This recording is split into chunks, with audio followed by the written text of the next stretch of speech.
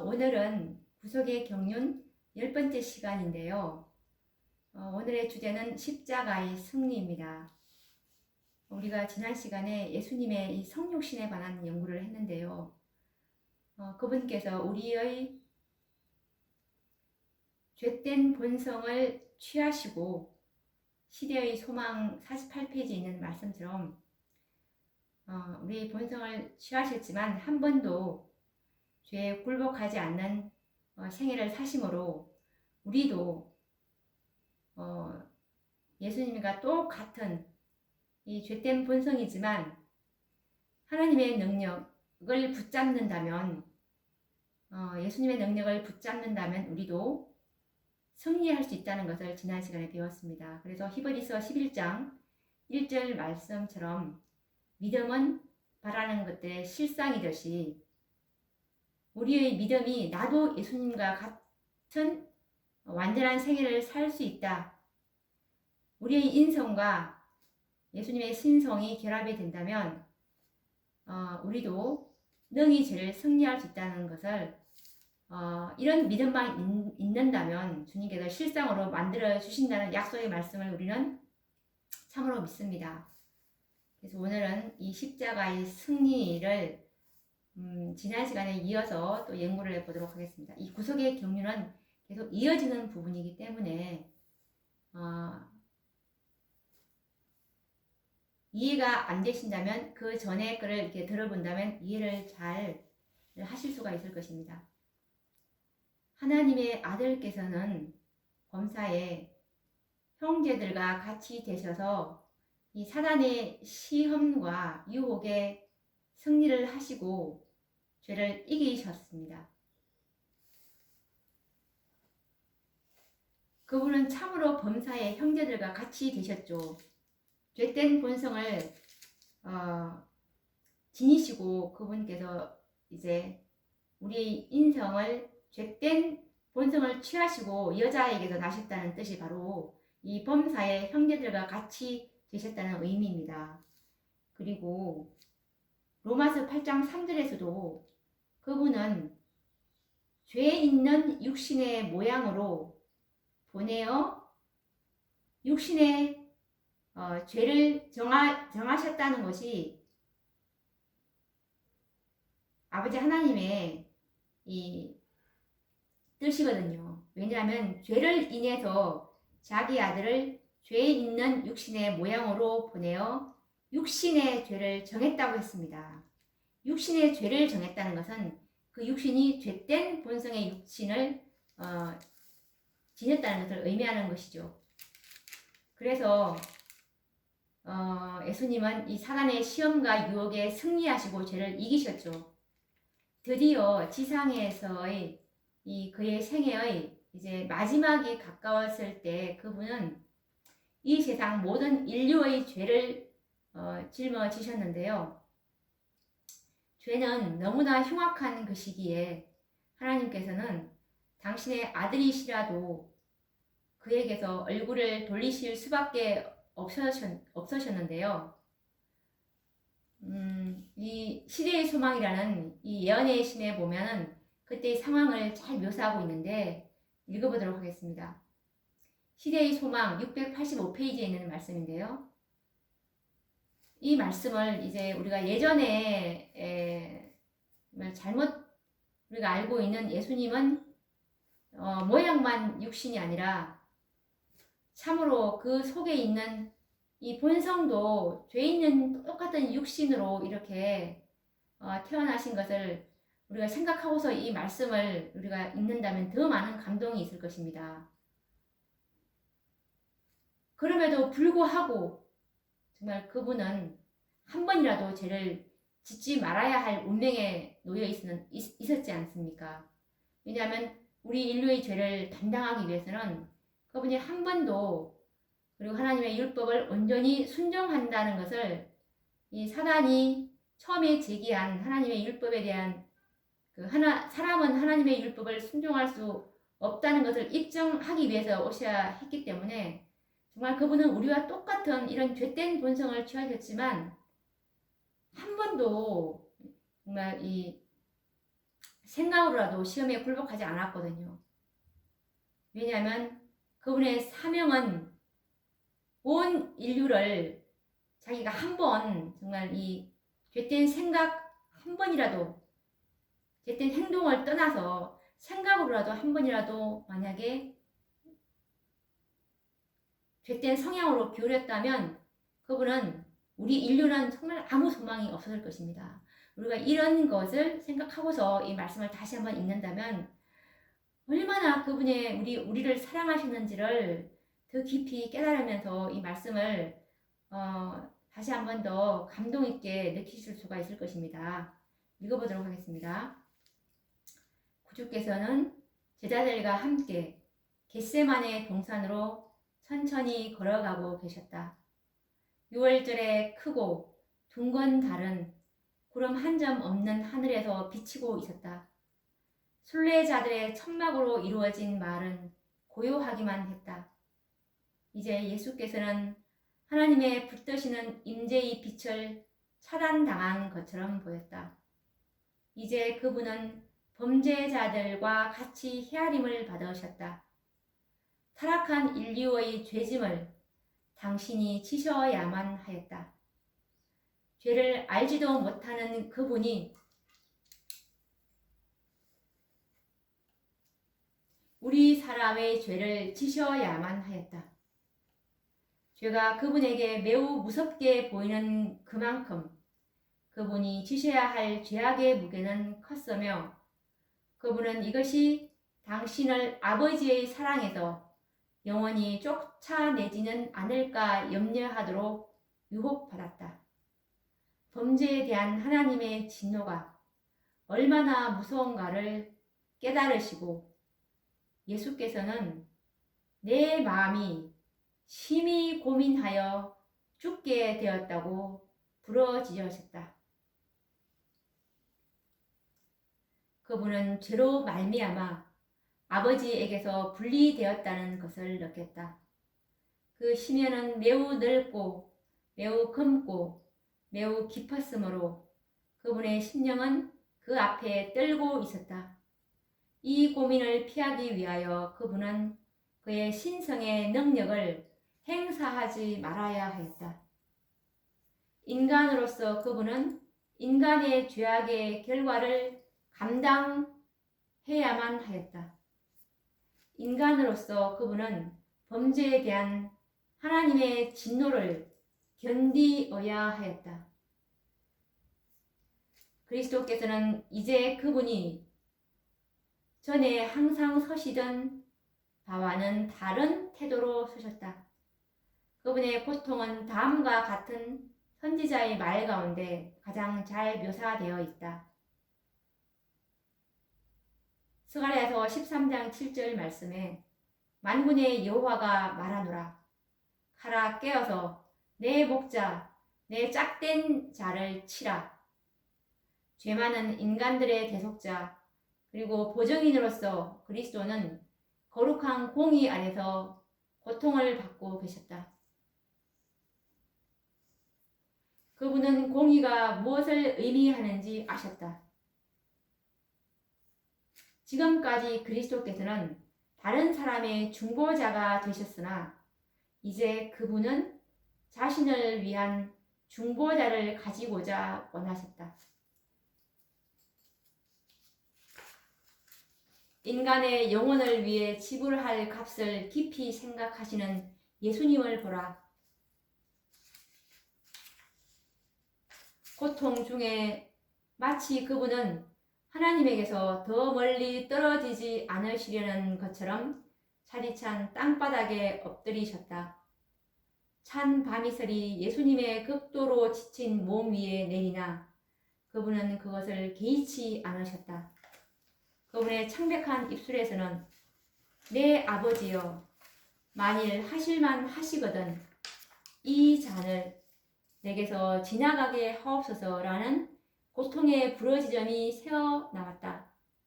그러나 지금도 여전히 그분은 그러나 나의 원대로 마옵시고 아버지의 원대로 하옵소서라고 덧붙이셨다. 우리는 이렇게 지금 시대의 소망을 읽어보았는데요. 우리 모든 인류는 창조주이시고 하나님의 아들이신 이 그리스도의 고통을 깊이 생각을 해봐야 하는데요. 그분은 인류를 구원하시기 위해서 육체를 가진 어떤 사람보다도 경험하지 못한 무서운 시련을 당하셨습니다. 만약 그분이 우리와 똑같은 육신이 아닌 이 신성을 활용하셨다면 무엇 때문에 그 무서운 시련을 받으셨으며 땀방울이 핏방울처럼 떨어졌을까요? 우리는 좀 더 참으로 우리의 죄 있는 그 육신을 가지신 그분의 고통을 우리는 깊이 명상해 볼 필요가 있는데요. 죄 있는 육신을 취하시고서 이런 시험을 당한다고 하면 생각해 보십시오. 그분은 육신이셨기에 그와 같은 고통을 당하셨다는 사실을 우리는 좀 더 깊이 생각하면서 또 다른 영감의 말씀을 한번 또 읽어보도록 하겠습니다. 이것은 총인문지 175페이지에 있는 말씀인데요. 하나님의 아들은 십자가에 못 박히도록 백성들에게 넘겨졌다. 그들은 승리의 함성을 울리며 고귀한 구주를 끌고 갔다. 그는 매와 채찍에 맞아 피를 많이 흘리셨다. 고통과 피곤함으로 기운이 진하여져서 실신하시기도 하셨다. 그런데도 그는 자기가 못 박혀야 할 무거운 십자가를 지고 가셔야 했다. 예수께서는 십자가의 무게에 눌리어 기절하셨다. 3번이나 그는 십자가를 맨 채 넘어지셨다. 준비는 완료되었다. 예수를 십자가 위에 눕힌 다음 망치와 못을 가져왔다. 제자들의 마음은 심히 떨렸다. 예수님의 어머니는 거의 참을 수 없는 고통으로 고개를 숙이고 있었다. 구주께서는 십자가에 못 박히시기 전에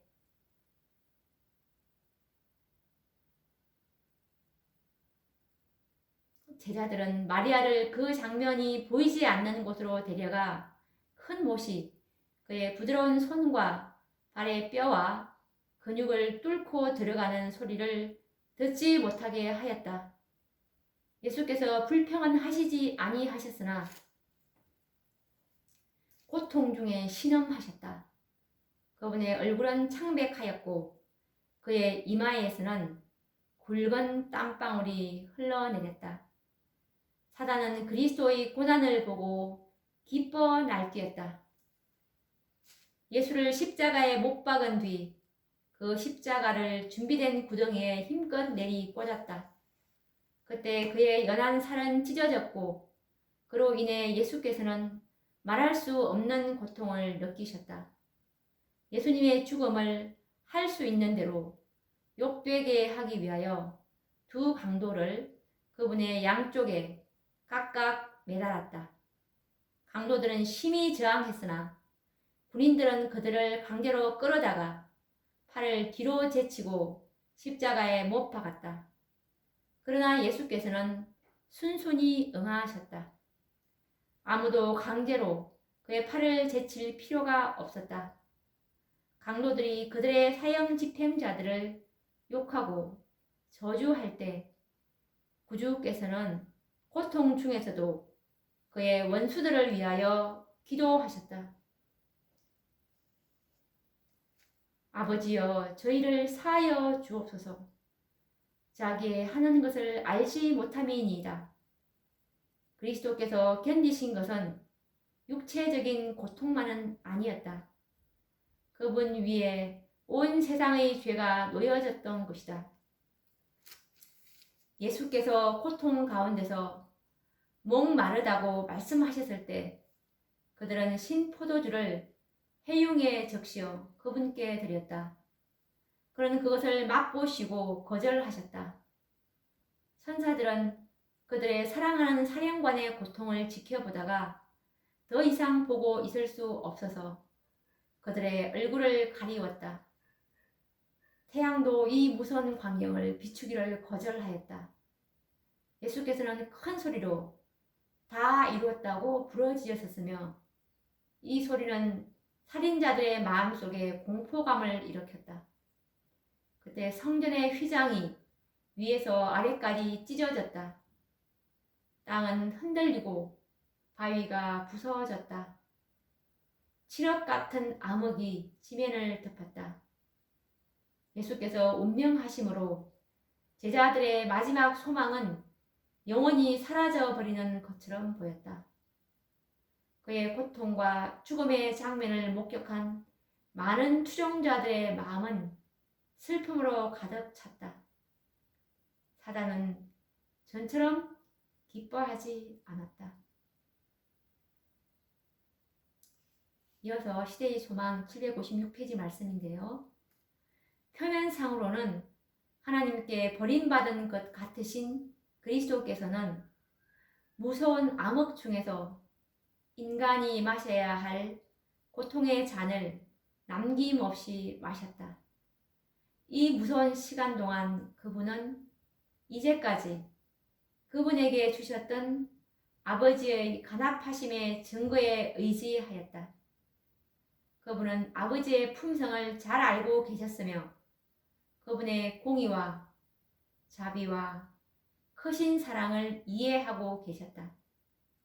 그분은 자기가 즐겨 순종하던 그분을 믿음으로 의지하셨다. 그분이 순종하는 마음으로 자기 자신을 하나님께 맡겼을 때 아버지의 은총을 잃어버렸다는 생각은 없어졌다. 믿음으로 그리스도께서는 승리자가 되셨다. 라는 이 시대의 소망에 있는 말씀인데요. 십자가의 고통 중에서 우리는 신음하시는 그리스도를 바라보아야 하는데요.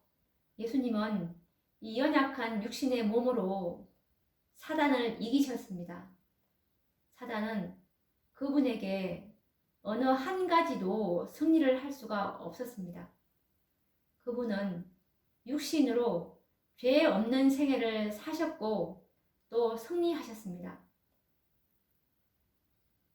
이와 같은 사실이 우리들에게는 정말 복음인데요. 그분의 생애와 그분의 승리는 곧 나의 것이기 때문입니다. 그분의 죽으심은 그분의 승리이자 나의 승리라는 뜻입니다. 이 모든 것은 믿음으로 말미암아서인데요. 예수님께서 이 십자가에서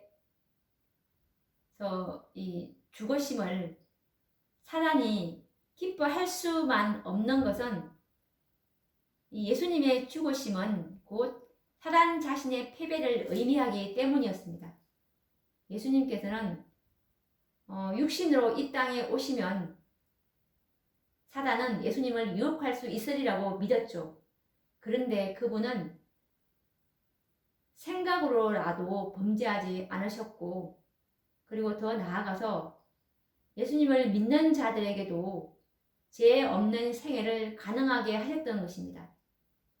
사단은 하늘에서의 패배에 이어서 이 땅에서도 이제 예수님에게 패배하고 말았죠. 사단이 그리스도를 이길 수 있는 절호의 기회는 이제 끝나고 말았습니다. 하늘에서도 실패했고 그리고 이 땅에서 또 실패를 했죠. 신성을 포기하시고 이 연약한 인간의 육신을 가지신 예수님과도 상대에서 싸워봤지만 사단은 여전히 패배하고 만 것입니다. 이제 하나님께서는 그리스도의 승리로 말미암아서 하나님의 율법을 지킬 수 있다는 완전한 증거를 이제 가질 수 있게 되셨습니다. 그래서 이 십자가로 말미암아 이 모든 것들이 성취된 것입니다. 이것에 관련된 증언의 말씀은 시대의 소망 758페이지에 있는 말씀인데요. 그리스도께서는 당신이 이루려 오신 사업을 완수할 때까지는 숨을 거두지 않으시다가 임종을 하시면서 요한복음 19장 30절 말씀처럼 다 이루었다라고 부르짖으셨다. 싸움은 승리로 끝났다. 그분의 오른손과 거룩한 팔이 그로 승리하게 했다. 그분은 정복자로서 당신의 깃발을 영원한 고지 위에 꽂으셨다. 천사들이 기뻐하지 않았겠는가? 온 하늘은 구주의 승리에 개가를 불렀다. 사단은 패배했다. 그는 자기의 나라를 잃어버렸다는 것을 알았다. 라는 이 증언의 말씀이었습니다. 온 하늘과 타락하지 않는 우주의 그 세계의 거민들은 이제 그리스도와 사단과의 대쟁투를 다 지켜보았습니다.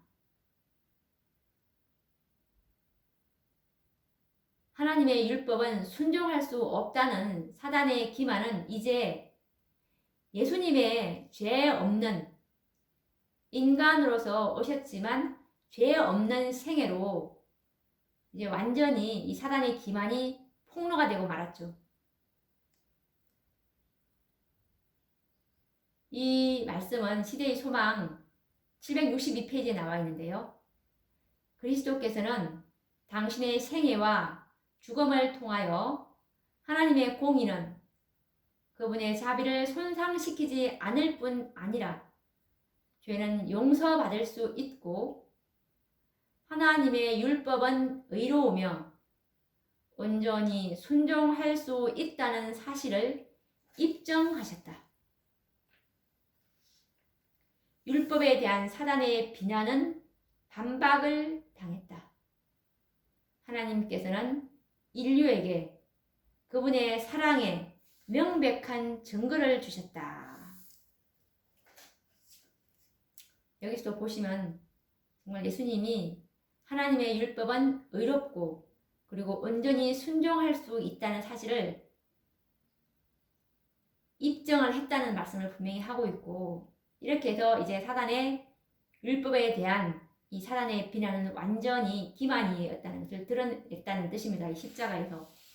그래서 그리스도께서 십자가에 돌아가시기 전까지는 우주에 죄 없는 거민들이나 천사들까지라도 이 사단의 기만을 완전하게 이해하지는 못했어요.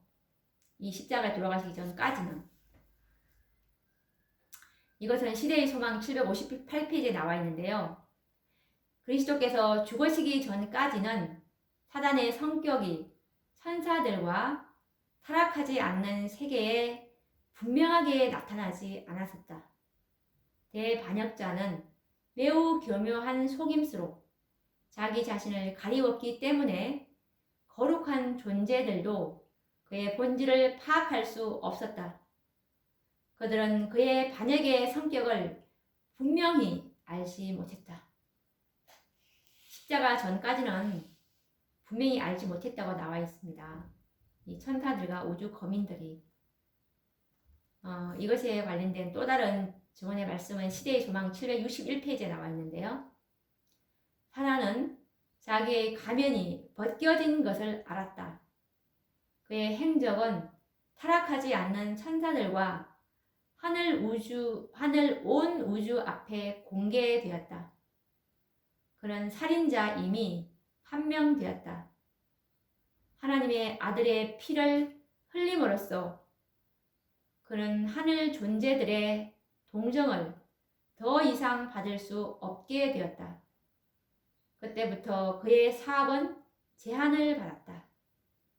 그가 어떤 태도를 취하든지 간에 그는 더 이상 하늘 궁정에서 내려오는 천사들을 기다렸다가 그들 앞에 죄로 인해 검고 불결해진 옷을 입고 있는 그리스도의 형제들을 고소할 수 없었다. 사단과 하늘 세계 사이에 연결되어 있던 마지막 동정의 고리가 끊어졌다. 사단의 기만이 온전히 이제 폭로되었기 때문에 더 이상 이제 사단은 하늘 세계 사이에 연결되어 있던 이 동정의 고리가 완전히 끊어졌다는 것입니다. 사단은 지금까지 그리스도를 대항해서 싸웠지만 결국 이 그리스도를 십자가에 못 박아 죽임으로써 완전한 패배를 당하고 말았습니다. 이제 이 사단은 그리스도를 직접 대항해서 싸울 기회는 영원히 끝나고 다시는 주어지지 않을 것입니다. 하늘 전쟁에서 패하여 이 땅으로 쫓겨났던 사단은 이제 이 땅에서도 그리스도께 패배함으로 인해서 아담으로부터 탈취한 이 지구의 통치권도 잃어버렸습니다. 뿐만 아니라 아담의 범죄로 이 사단이 탈취했던 지구성의 대표 자격으로 하늘을 계속 왕래했는데요. 그러면서 형제들을 계속 밤낮으로 참소를 했는데요. 이런 일마저도 그가 죄 없으신 그리스도를 십자가에 못 박아 죽임으로써 이제 더 이상 할 수가 없게 되고 말았습니다. 요한계시록 12장 10절 말씀에서도 내가 또 들으니 하늘에 큰 음성이 있어 가로되 이제 우리 하나님의 구원과 능력과 나라와 또 그의 그리스도의 권세가 이루었으니 우리 형제들을 참소하던 자, 곧 우리 하나님 앞에서 밤낮 참소하던 자가 쫓겨났고라고 성경은 기록하고 있습니다.